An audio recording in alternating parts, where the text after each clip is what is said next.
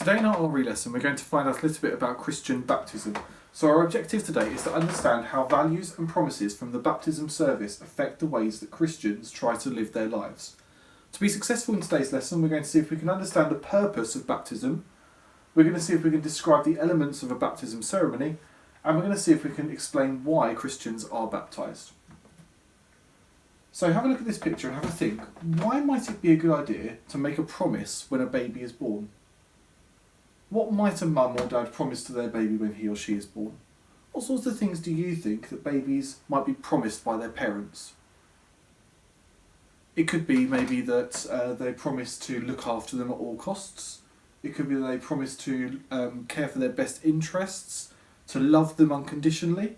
There's lots of things that they might promise. Have you thought of any other ideas yourself?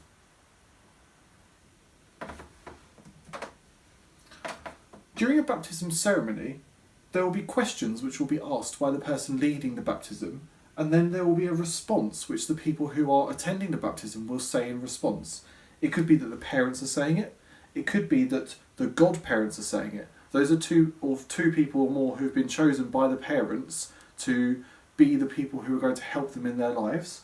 Or it could be that the congregation, all of the people who are attending the ceremony, could be saying that.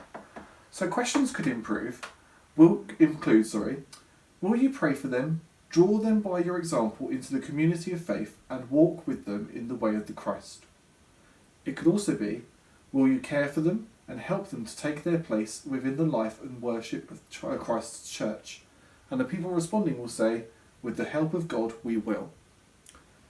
So they're asking if they are going to help them to be part of that Christian community, to be belonging to that group. Belonging is something we spoke about in Monday's RE lesson.